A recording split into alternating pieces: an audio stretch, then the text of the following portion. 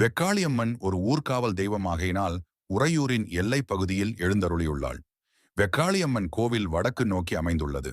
எல்லை தெய்வங்களை வெட்ட வெளியில் அமைப்பது மரபு என்பதால் வெக்காளியம்மனுக்கும் கூரை ஏதுமின்றி அமைத்துள்ளார்கள்.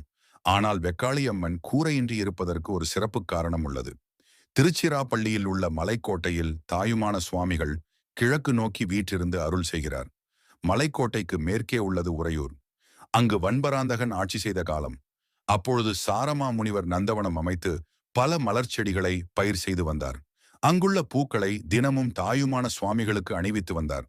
பிராந்தகன் என்னும் பூ வணிகன் நந்தவனத்து பூக்களை அரசனுக்கு அளிக்கத் தொடங்கினான். நந்தவனத்தில் மலர்கள் குறைவதன் காரணத்தை சாரமா முனிவர் கண்டுபிடித்தார். பிறகு மன்னரிடம் முறையிட்டார். ஆனால் மன்னர் முனிவரை அலட்சியம் செய்தான்.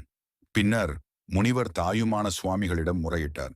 தன் அடியவருக்கு செய்யப்பட்ட இடரை தாங்காமல் தாயுமான சுவாமிகள் மேற்கு முகமாக திரும்பி உறையூரை நோக்கினார். அப்போது மண் மாறி பொழியத் தொடங்கியது.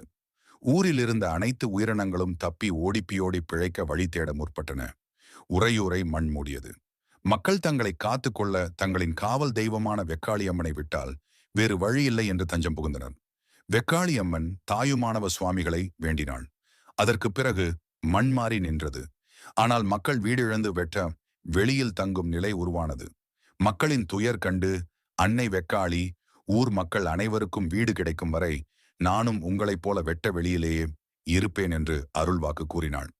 ஆகவே அன்னை வெக்காளி இன்றும் வானமே கூரையாக வெட்ட வெளியிலிருந்து காற்று, மழை, வெயில் இவைகளை தாங்கிக் கொண்டு மக்களுக்கு அருள் செய்து வருகிறார்.